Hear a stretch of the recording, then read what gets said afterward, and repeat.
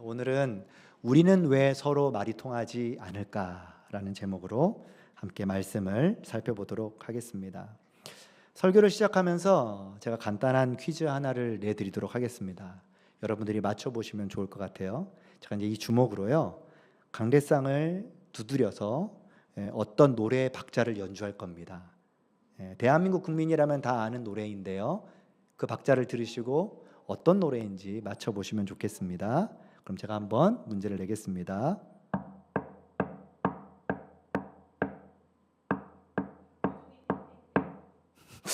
벌써 맞추시? 막 답을 얘기하시면 안 되죠. 다 듣고 하셔야 되는데 지금 아무도 모르는 상황 속에서 답을 얘기해 버리시니까. 네, 단번에 맞추셨네요. 학교종이 땡땡땡입니다. 근데 아마 어떤 분들은, 아마 대다수의 분들은 저게 뭐 하는 거야? 무슨 소음이야? 모스부어 같아? 라고 생각하시는 분들도 계실 겁니다. 사실 저는 이걸 누르면서 이미 머릿속에는 온갖 반주와 함께 이거 두드리고 있었습니다. 그래서 이 노래가 선명하게 가사와 함께 멜로디와 함께 저는 연주되고 있었어요. 그런데 막상 듣는 입장에서 보면 어떻게 들리시나요? 딱딱거리는 소리처럼 들리시죠. 이것은 사실 1990년대 미국에 있는 스탠퍼드 대학교에서 엘리자베스 뉴턴이 했던 하나의 실험입니다. 두드리는 자와 듣는 자라는 실험이에요. 그러니까 두드리는 사람을 정하고 듣는 사람을 정한 다음에 실험을 하는 거죠. 근데 실험을 하기 전에 먼저 이 두드리는 사람에게 이런 질문을 했습니다. 상대방이 이 노래를 맞출 확률이 얼마나 됩니까? 라는 질문이었어요. 그때 이 두드리는 사람이 어떻게 대답을 했냐면, 적어도 절반 이상은 이 노래를 맞출 것 같아요 라고 대답을 했다고 합니다. 왜냐하면 두드리는 사람은 너무나도 쉬운 노래고 또 너무나도 내가 잘 아는 거니까 상대방이 당연히 맞출 거라고 생각했던 거죠. 그리고 그렇게 실험을 시작했습니다. 근데 실제 결과는 어떤 줄 아십니까? 충격적입니다. 120곡을 두드려서 사람들에게 알려주었습니다. 근데 사람이 몇 곡을 맞췄냐면 단 3곡밖에 맞추지 않았습니다. 많은 대다수의 사람은 그 노래가 무엇인지를 알지 못했다는 거죠. 저는 이 실험의 모습이 오늘 이 시대를 살아가고 있는 우리들의 모습 속에서 불통의 모습이 어떻게 나타나고 있는가를 정확히 보여준다고 생각을 합니다. 우리는 가정에서 부부로 살아가며 또 부모와 자녀 간에 대화하면서 또 교회 안에서 함께 교제하면서 끊임없이 많은 소통을 합니다. 하지만 그 소통의 대부분이 잘 되기보다는 불통일 때가 훨씬 더 많습니다.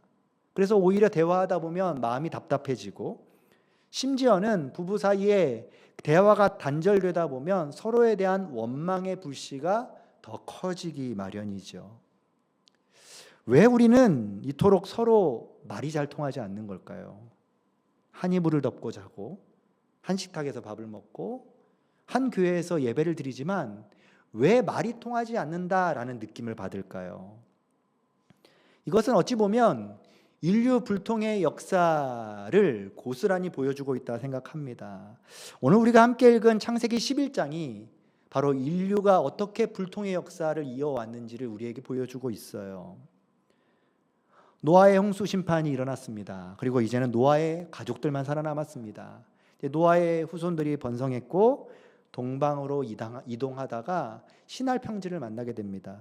한마디로 넓고 좋은 땅이죠. 그곳에 정착하기로 결심을 하죠. 그리고 그곳에서 성을 쌓고 거대한 탑을 쌓기로 결정합니다. 3절과 4절을 보면요, 돌을 대신해서 벽돌을 굽는다, 진흙을 대신해서 역청을 사용해서 탑을 쌓는다라는 표현이 나옵니다. 그러니까 당시 기준으로 보면요, 엄청난 문명의 발전이 이 시날 평지에서 일어나고 있음을 확인할 수 있는 거죠. 그러한 문명의 발전과 함께 높은 탑을 쌓기로 결정하고 쌓기 시작하는 겁니다. 그러니까 세상이 발전하는 거죠. 그런데 하나님이 보실 때 도저히 그들의 행위를 묵과할 수가 없었습니다. 왜냐하면 그들의 마음의 중심에는 딴 마음이 있었거든요. 4절에 볼까요? 그들이 성을 쌓고 탑을 쌓는 장면을 이렇게 소개하고 있습니다. 또 말하되 자 성읍과 탑을 건설하여 그 탑 꼭대기를 하늘에 닿게 하여 우리 이름을 내고 온 지면에 흩어짐을 면하자 하였더니, 여기서 우리가 주목해 보아야 할 부분이 바로 우리 이름을 낸다라는 것입니다. 그러니까 인류가 바벨탑을 쌓을 수밖에 없었던 이 근본적인 동기이자 원인이 나의 이름을 내는 것이다 라는 거죠. 사실 우리는 어떤 존재죠? 하나님이 베풀어 주신 구원의 은혜를 찬양하고 하나님의 이름을 높이는 존재가 바로 우리입니다. 그런데 지금 사람들은 내 이름, 내 명성, 내 지위, 내 업적을 어떻게 하면 하늘 끝까지 높이고 싶어 할까? 그 무서운 욕망에 사로잡혀 살아가는 모습을 보이고 있는 거죠. 그런데 이 모습이 바벨탑에서만 일어났던 것은 아닙니다. 아담과 하와가 에덴 동산에서 행했던 그 죄의 결과도 이와 동일한 모습이었습니다. 사단이 야, 내가 그것을 먹으면 반드시 하나님처럼 될 것이다 라고 유혹했잖아요. 그들은 그 유혹에 넘어갔습니다. 그래서 하나님을 내 삶에서 배제해버리고 내 인생의 그 중심에 아담과 하와가 서려고 했죠. 그 지독한 자기중심성, 그것이 결국 아담과 하와를 하나님으로부터 멀어지게 만들어낸 것이죠. 그런데 그와 같은 동일한 사건이 오늘 바벨탑에서도 거대한 건축물을 만드는 눈에 보이는 것으로 형상화하고 있는 것입니다. 각자 자기 이름만 내려고 혈안이 되어 있을 때 나타나는 결과가 무엇인지 아십니까? 그것이 바로 나뉘어지는 것, 소통의 단절입니다.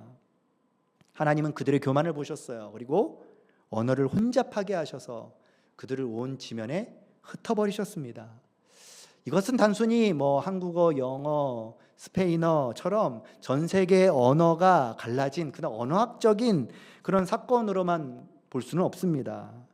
왜냐하면 성경적으로 볼 때에는 이것은 훨씬 더 무서운 죄의 저주를 담고 있기 때문입니다. 그러니까 내 이름을 내고 싶어 한다. 우리의 이름을 내자. 이것은 결국 본질적으로 무엇을 뜻할까요? 다른 사람의 말을 듣지 않겠다라는 것입니다.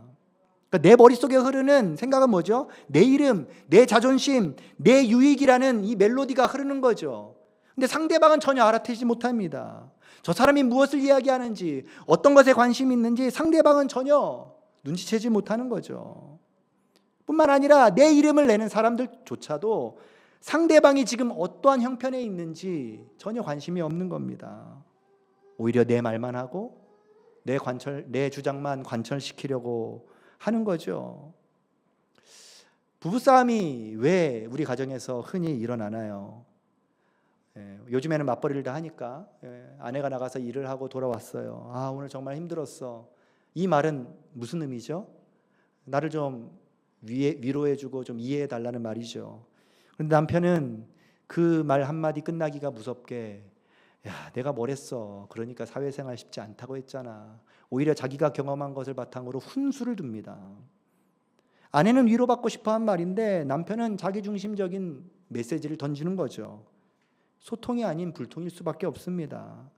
부모와 자녀 사이도 동일합니다. 자녀가 어렵게 마음을 열어서 부모에게 대화를 건네죠. 그런데 부모는 듣기보다는 먼저 자기 생각으로 훈계를 합니다. 그럼 자녀는 어떻게 될까요? 입을 닫아버립니다.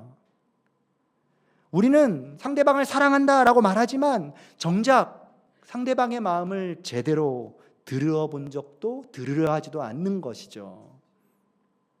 결국 이게 무엇인가요? 내 이름이라는 우상을 숭배하는 인간에게 나타나는 필연적인 비극적 모습입니다. 오늘날 우리의 삶에서 말이 통하지 않는 진짜 이유는 단순히 의사소통이 부족해서 말수가 적어서 이런 게 아닙니다. 각자 자기의 마음의 중심에 나만의 완고한 바벨탑을 쌓아가고 있기 때문입니다. 내 이름을 내고 싶기 때문입니다. 그래서 상대방이 어떤지 들으려고 하지 않는 거죠. 이것이 죄를 지은 인간이 마주한 가장 비참한 실존적 모습입니다. 그렇다면 우리에겐 소망이 없는 걸까요? 평생 이렇게 우리는 불통으로 살아가야만 할까요? 성경은 이 절망적인 불통의 사건 속에서 하나님이 어떻게 일하시는지를 오늘 본문 속에서도 보여주고 있습니다. 이 불통의 역사 속에 찾아오신 하나님의 놀라우신 일하심의 장면을 우리는 확인해 보아야 합니다. 오늘 본문 속에서도 이 불통을 해결하시는 그 하나님을 표현하는 한 단어를 소개하고 있습니다. 7절에 보면 이런 고백을 하고 있죠. 자, 우리가 내려가서 거기서 그들의 언어를 혼잡하게 하여 그들이 서로 알아듣지 못하게 하자 하시고, 여기서 하나님을 어떻게 표현하는지를 잘 보십시오.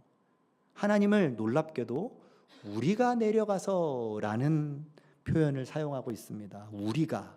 근데 이 표현은 사실 창세기 1장 26절 하나님이 사람을 처음 창조하실 때 나타났던 표현과 동일합니다. 그때도 우리의 형상을 따라 사람을 만든다라는 표현을 쓰잖아요. 우리라는 말을 하나님 앞에 쓰고 있다는 겁니다. 교회는 오랫동안 이 우리라는 단어를 어떻게 해석했냐면 성부, 성자, 성령 이 삼위일체 하나님을 드러낸다라고 이해하고 해석해 왔습니다. 사실 이 우리라는 표현이 직접적인 삼위일체를 직접 설명하는 단어는 아닙니다. 하지만 분명한 사실은 이 단어를 사용함으로써 공동체의 중요함을 나타내고 있는 거죠. 그리고 하나님이 사용하는 우리와 사람이 사용하는 우리가 본질적으로 다름을 대비시켜 설명해 주고 있습니다. 왜냐하면 오늘 본문에 나타난 바벨탑을 쌓고 있는 사람들도 동일한 우리를 사용했거든요. 그들이 외쳤던 것이 무엇이죠? 바벨탑을 쌓으면서 우리 이름을 내자. 그들도 우리를 외쳤습니다. 하지만 그들이 외친 우리는 죄의 영향력 아래에 있는 우리입니다. 하지만 하나님이 말씀하시는 우리는 죄와 무관한 정말로 공동체를 연합할 수 있는 우리입니다. 우리가 끊임없이 강조하는 우리는 뭐죠? 철저히 이기적이고 자기들의 기득권을 지키려고 하는 우리잖아요. 언어가 나뉘었습니다. 그러자 사람들이 어떻게 했습니까? 끼리끼리 모입니다. 자기들만의 우리를 만듭니다. 그리고 다 갈라서서 각자의 길을 가버렸습니다. 이 거짓된 우리가 보여주는 결과가 얼마나 안타까운지를 보여주는 장면 아닙니까? 그런데 하나님은 바벨탑의 우리를 깨트리기 위하여 진짜 우리로 우리에게 오셨습니다. 이 땅에 개입하셔서 우리를 회복시키기를 원하시는 거죠. 사실 이 본문을 통해서 초대 교부들과 종교개혁자들은 삼위일체 교리를 만들었습니다. 삼위일체가 무엇이죠? 성부 하나님, 성자 하나님, 성령 하나님은 완벽하게 독립된 새 위격으로 존재한다. 하지만 신비하게도 영원전부터 지금까지 단 한 번도 서로 나뉘어지거나 불통인 적이 없었다라는 겁니다. 한마디로 말해서 삼위일체는 온전한 소통과 온전한 연합 그 자체라는 거죠. 신학에서는 이것을 상호 침투, 상호 내주라고 표현합니다. 세 분 하나님은 자기 이름을 결코 내세우지 않고 서로의 이름을 높인다는 거예요. 이것이 삼위일체 하나님의 존재하심입니다. 그러니까 서로를 독점하려 하지 않는 거죠. 서로에게 온전히 자신의 자리를 내어줌으로써 함께 선한 일을 이루어 가시는 겁니다. 이런 하나님이 우리에게도 동일한 마음을 주셨습니다. 하나님이 사람을 창조하실 때 이 삼위일체 하나님의 형상을 따라 만드셨어요. 그래서 우리 또한 본질적으로 하나님처럼 누군가의 음성을 들을 수 있고 온전히 소통할 수 있고 사랑으로 온전히 연결됨으로 말미암아 행복을 느낄 수 있는 존재로 우리를 만드셨습니다. 그런데 죄가 우리의 마음에 들어와서 그 아름다운 소통을 완전히 끊어버린 것이죠. 그럼 하나님은 어떻게 하실까요? 완전히 끊어버린 그 세상 가운데 하나님은 다시 우리를 이어주길 원하십니다. 온전한 연합을 이루는 그 소통의 삶을 살아갈 수 있도록 우리를 이끌어 주시는 거죠. 그래서 바벨탑 사건으로 우리의 인생이 끝난 것이 아닙니다. 하나님은 바벨탑 사건 이후에 더 놀랍게 하나님이 개입하시죠. 그것이 바로 예수님을 통하여 인간 역사 가운데 더 깊이 개입하시는 겁니다. 바벨탑을 쌓았던 그 사람들에게 개입하셔서 그들이 더 이상 건너지 말아야 할 강을 건너지 못하도록 막으신 것처럼 하나님은 예수님을 통하여 우리를 다시 연결시키기 위하여 보내셨습니다. 바벨탑은 어떤 거죠? 우리 이름을 하늘 끝까지 내자 소리치면서 탑을 쌓아 올리는 것, 그것이 사람의 모습이었죠. 하지만 예수님은 어떤 모습으로 우리에게 개입하셨습니까? 온 우주의 영광과 찬송을 받으실 분이시잖아요. 그 높은 영광의 자리를 기꺼이 버리시고 자기의 이름을 내는 것이 아니라 자기의 이름을 내세우지 않으시고 우리 곁으로 오셨잖아요. 인간의 몸을 입고 이 땅에 친히 개입하셨잖아요. 그렇게 주님은 자신의 이름을 스스로 지우시고 영광의 자리에서 가장 낮은 인간의 자리로 내려오셔서 십자가를 통하여 우리의 그 죄의 문제를 해결해 주셨습니다. 이렇게 하신 이유가 무엇이죠? 우리 안에 자리 잡고 있던 이 바벨탑과 같은 그 견고한 내 이름, 내 자존심, 내 욕망이라는 우상을 깨트리시기 위함이셨습니다. 우리가 쌓아 올린 그 죄악의 탑을 주님의 보혈로 씻으셨어요. 하나님과 우리 사이에 막힌 담을 허물어 주셨습니다. 뿐만 아니라 사람과 사람 사이에 가로막혀 있던 그 거대한 단절의 벽까지 허물어 내셨습니다. 그런데 하나님이 이것으로 끝나지 않으셨죠. 하나님의 일하심은 성령 하나님의 임재를 통하여 새로운 전환점을 맞이합니다. 사도행전 2장에 보면요, 성령이 그 자리에 모인 사람들에게 임하는 그 내용을 담고 있죠. 그러자 어떤 일이 벌어졌죠? 그 자리에는 다양한 민족이 있었습니다. 근데 각 사람이 자기 고향의 언어로, 어떤 사람은 영어로, 어떤 사람은 한국어로, 어떤 사람은 중국어로, 자기 고향의 언어로 서로 대화하는 역사가 일어납니다. 그러니까 복음을 듣는 그 언어로 복음을 듣는 그 일들이 일어나는 거죠. 이게 어떤 일의 회복인가요? 바벨탑에서 저주를 받아 흩어졌던 그 언어가 오순절 성령의 역사로 말미암아 복음 안에서 다시 하나로 묶이는 대역전의 사건이 발생된 겁니다. 흥미롭게도 하나님은 흩어져 있는 언어를 인위적으로 다시 하나 되게 하시지 않으셨습니다. 서로 다른 언어를 그대로 가지고 있습니다. 그런데 각자의 자리에서 서로의 말을 이해하게 된 거죠. 이것이 바로 성령께서 진짜 일으키시는 소통의 방식입니다. 차이가 사라지는 것이 아니에요. 차이를 넘어 하나님의 사랑이 우리 안에 흐르게 하시는 겁니다. 성령님이 우리의 영혼에 이렇게 개입하시면 더 이상 다른 사람들의 말을 이해하지 못하는 것이 아니라 그 사람이 어떤 마음을 품고 있고 그 사람이 말을 하지 않아도 어떤 마음인지를 간파할 수 있게 되는 거죠. 이제 내 이름은 지워지고 주님의 세미한 음성을 듣는 뿐만 아니라 그 세미한 음성을 통하여 주변에 있는 배우자와 동료들의 그 이야기까지 듣게 되는 그런 삶으로 나아가게 되는 것입니다. 이제 말씀을 맺고자 합니다. 우리는 일주일을 살아가면서 나도 모르는 사이에 우리는 끊임없이 나만의 성을 쌓아 살아가고 있습니다. 가정에서는 남편과 아내에게, 직장에서는 동료들에게, 심지어 교회에서는 주님의 피로 사신 교회 공동체 안에서 은연중에 내 목소리를 높이고 내 이름을 내고 싶어하고 내가 인정받아야만 직성이 풀리고, 그렇게 우리는 나만의 바벨탑을 쌓아가느라 주변에 있는 지체들의 울부짖음을 듣지 못할 때가 너무나도 많습니다. 내 이름을 통해 가짜 연합을 만들면 반드시 그 연합은 갈라지게 되어 있습니다. 만남이 거듭될수록 결국 끼리끼리 모이게 되어 있습니다. 그러기에 우리는 바벨탑의 그 추악하고 가짜인 연합을 깨뜨려야 합니다. 그런데 하나님이 직접 친히 우리에게 찾아오셨습니다. 예수 그리스도의 십자가를 통해서 우리의 삶을, 우리의 마음을 변화시켜 주셨습니다. 성령이 우리의 삶 가운데 개입하심으로 말미암아 우리의 인생은 완전히 새롭게 바뀌었습니다. 주님이 나를 위해 생명을 내어주심으로 우리는 하나님의 그 영광스럽고 온전한 연합의 자리로 나아갈 수 있게 된 것이죠. 그래서 진정한 소통은 대화의 기술을 습득하는 게 아닙니다. 참된 소통은, 참된 하나됨은 십자가에서 죽고 내 안에 오직 예수 그리스도가 사실 때 비로소 시작되는 거예요. 내 이름이 아니라 오직 예수 그리스도의 이름이 우리 가정의 중심이 되고 내 삶의 중심이 되고 우리 교회의 중심이 될 때 비로소 온전한 연합이 시작되는 겁니다. 이번 한 주 여러분들의 가정에서, 일터에서, 공동체 안에서 바벨탑의 그 날카로운 분열의 언어를 버리시기를 소망합니다. 오히려 우리 하나님의 그 깊으신 사랑과 그 마음을 우리가 품고 내 이름을 기쁘게 내려놓고 십자가의 사랑과 은혜로 넉넉히 품어줄 수 있는 그런 믿음의 사람들로 서시기를 주님의 이름으로 축복합니다.